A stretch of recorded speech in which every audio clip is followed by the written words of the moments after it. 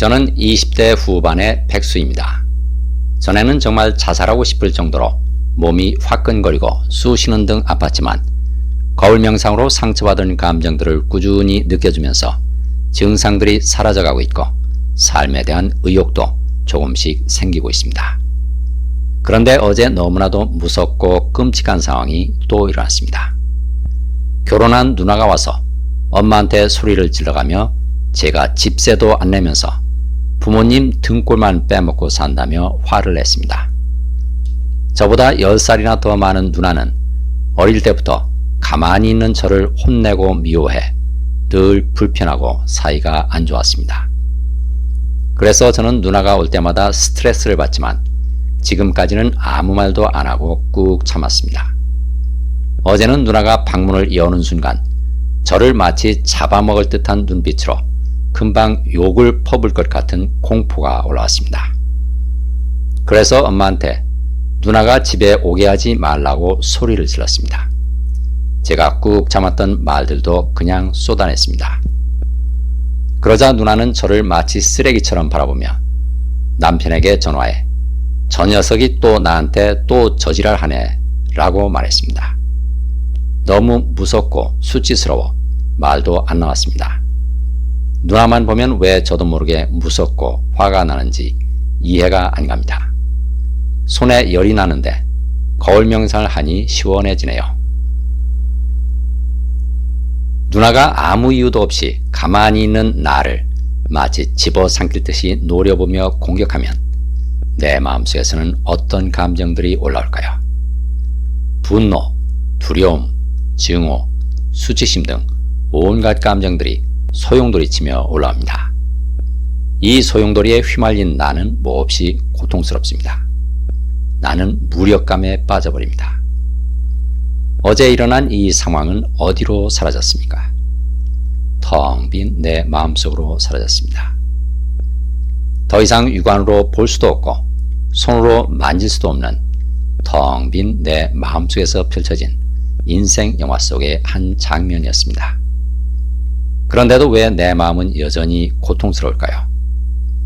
어제 올라왔던 고통스러운 감정들을 여전히 억눌러 붙들고 있기 때문입니다. 나는 올라온 감정들을 느껴주지 않고 감정들을 올라오게 한 누나를 원망하며 공격했습니다. 고통스러운 감정들을 풀어놓아줄 소중한 기회를 또다시 외면해버린 것입니다. 누나는 나에게 어떤 역할을 했습니까? 내 마음속에 억눌린 감정들을 끌어올려주는 천사 역할을 했습니다. 누나는 앞으로 또다시 나를 찾아와 더욱 무자비하게 나를 공격할 것입니다. 내가 고통스러운 감정들을 느껴주고 풀어놔줄 때까지 누군가는 반드시 내 눈앞에 몇 번이고 다시 나타나 감정들을 끌어올려주는 천사 역할을 하게 됩니다. 나는 그동안 왜 삶의 의욕을 잃고 자살 충동에도 시달리는 등 고통스러운 삶을 살아왔던 걸까요? 내 마음속에서 올라오는 감정들을 억눌러 놓고 공격하는 가해 행위를 했기 때문입니다. 가해 행위를 했기 때문에 가해 행위를 당하는 것입니다.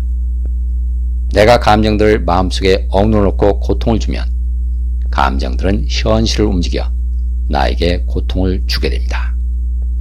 감정들이 풀려나야 의욕도, 소망도, 욕망도, 꿈도 풀려나 자유로운 인생을 살아가는 것입니다. 저는 지난 2년 동안 거울 명상을 꾸준히 해왔지만 제대로 된 적은 한 번도 없었습니다. 그 원인을 최근에야 비로소 알게 됐습니다. 저는 그동안 상처받은 자에만 집중했었고 상처 주는 자는 무시했었다는 걸 최근 사흘간 갑자기 가슴으로 이해하기 시작했습니다.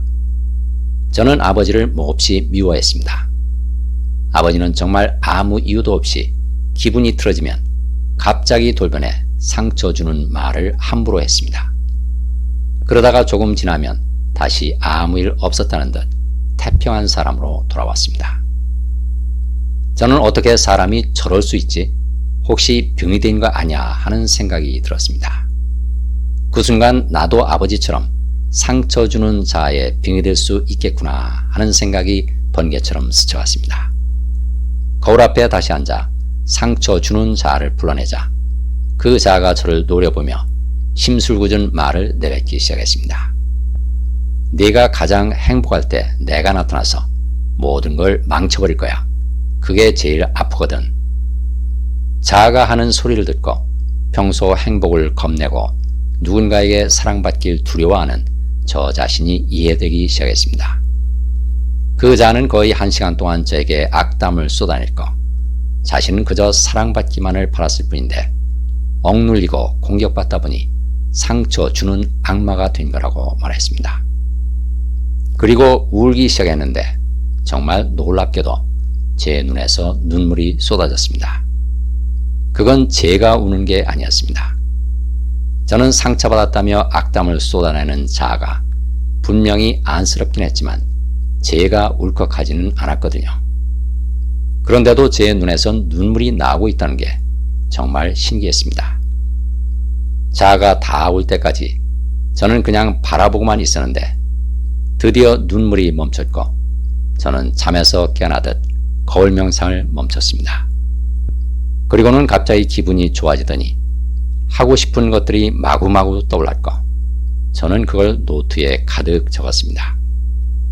다 적고 나니 꼭 이루어질 것 같다는 마음이 들었습니다. 지난 3년 동안 몸이 아파 집에서만 생활해온 저에게는 엄청난 무기력증과 우울증이 있어서 이렇게 생기가 도는 기분은 정말 오랜만이었습니다. 그런데 소원을 적어놓은 노트를 보니 제가 적은 게 아니라는 느낌이 들었습니다. 저는 그저 나도 모르게 솟아오르는 욕망들이 시키는 대로 받아 적은 것뿐이었습니다. 제가 노트에 소원을 적은 게 아니라 욕망들이 자신들을 노트에 표현한 느낌이었습니다. 그래서 욕망들이 이루어질 것이라는 걸 그냥 알았고 어떤 의심이나 불안도 들지 않았습니다. 매일 무기력하게 살며 죽고만 싶었던 제가 무언가를 해봐야겠다는 생각이 든 것만으로도 저는 너무나 기쁘고 행복합니다. 아버지는 왜 나에게 상처를 주는 가해자의 모습으로 내 눈앞에 나타나는 걸까요? 내 마음속에도 상처를 주는 가해자가 들어있음을 보여주기 위해 나타난 것입니다. 나는 누구에게 가해를 하고 있습니까?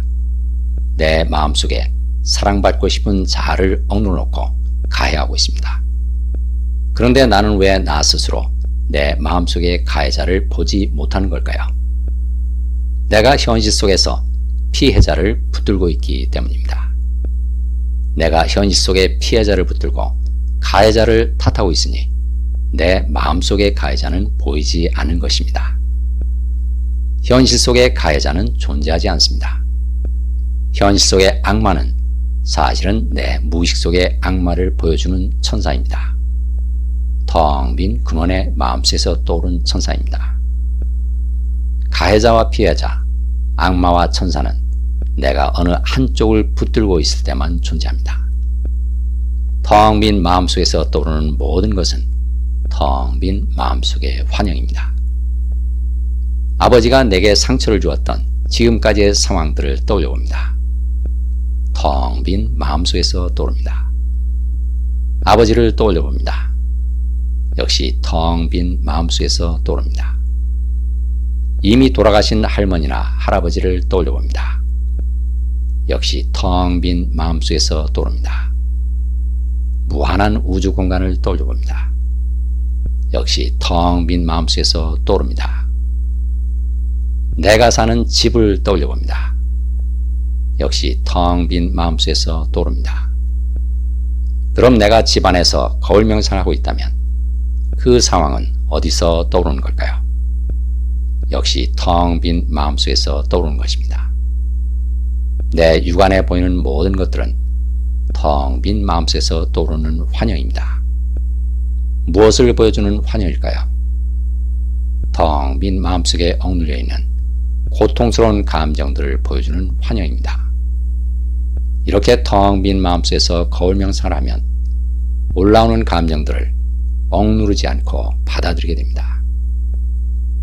텅 빈 마음속으로 사라지는 고통스러운 감정들은 텅 빈 마음속에서 완전히 새로 태어나 현실 창조 능력을 가진 영적 존재들로 내게 돌아옵니다. 그래서 소원을 이루고 싶다는 욕망들이 스스로 올라오는 것입니다. 이 욕망들은 내 몸을 빌려 세상 경험을 하는 텅 빈 근원의 마음이 몸으로 살아가는 나에게 내려주는 선물입니다. 그래서 무의식의 방해를 받지 않고 내 눈앞에 현실로 물질화돼 나타납니다. 작은 치유 사례도 많은 분들에게 큰 도움이 될 수 있습니다. 사례를 보내줄 곳은 swkim1217@naver.com입니다. 감사합니다.